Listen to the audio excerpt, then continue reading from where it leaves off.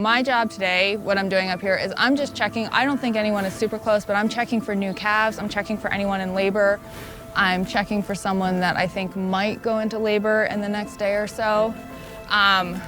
We had the vet come out and preg check, and he said that I was going to have 5 cows give birth today. And I find the vet's preg check dates are useful, but the cow gives birth when she wants to give birth. So, or the calf leaves when the calf wants to leave. I'm not sure who decides exactly.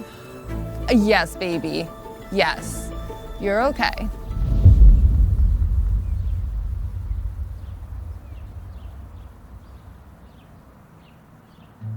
My name is Ariel Herrod. We are at Clear Spring Creamery, which is a small pastured dairy farm in western Maryland near Hagerstown.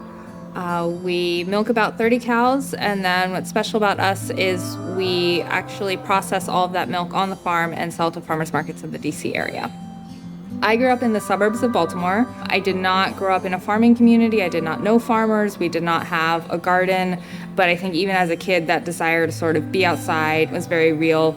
So by high school, I had started considering some sort of sustainable agriculture adjacent career, went to a standard 4-year college, and then spent the next decade or so working on farms, working in the ag industry, just learning everything I could, went to every workshop I could get to. The most inspiring one was one where Gabe Brown presented on his soil health principles and particularly incorporating livestock and pasturing livestock. So that's what really excites me about grazing. Our livestock can transform those plant communities into a product that is useful for humans.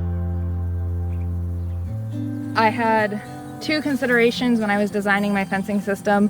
One is flexibility, and the second is employees.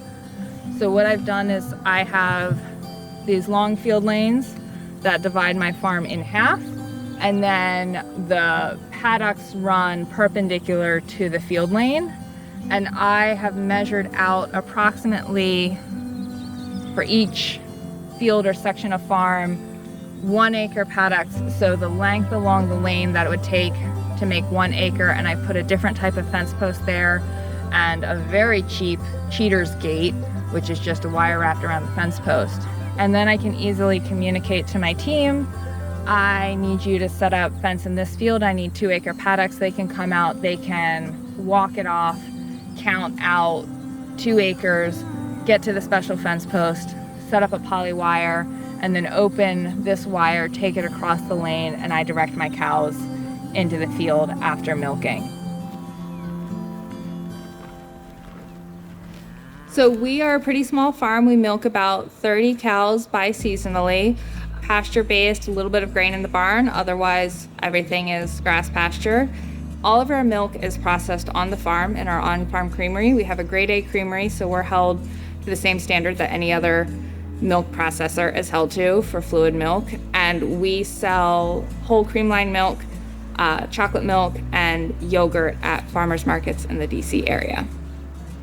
We have these amazing customers that do love our products. They seek us out. If we sell out a week and they can't get what they need, they're so disappointed. And I just feel really grateful for them as well. Like, our customers are central to our success.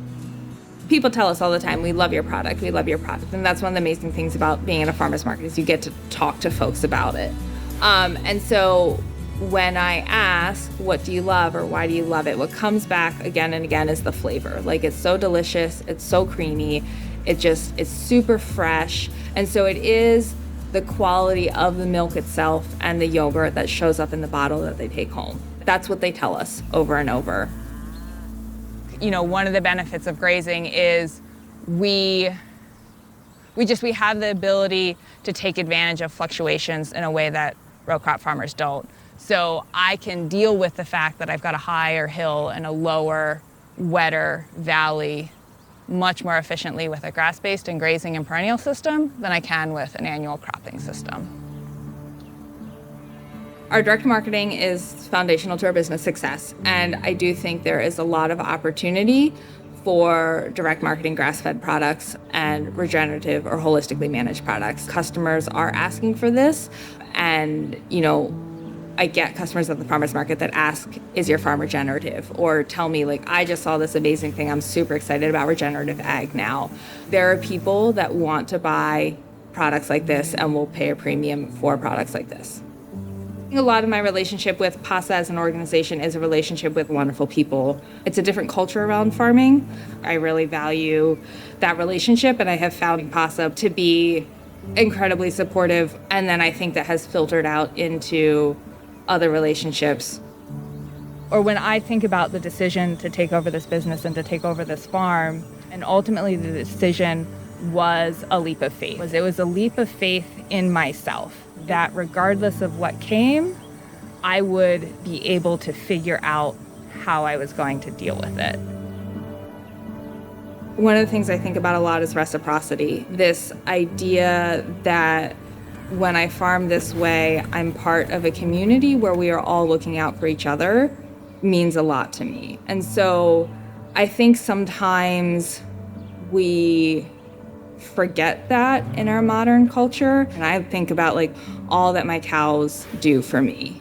And so when we're able to take that mindset shift and focus on what it means to be part of a community that includes non-human organisms, I not only have an amazing community of people that support me, but I have an amazing community of non-humans that support me. And like, as hard as this job is, the fact that I can lean on those communities as well means a lot to me.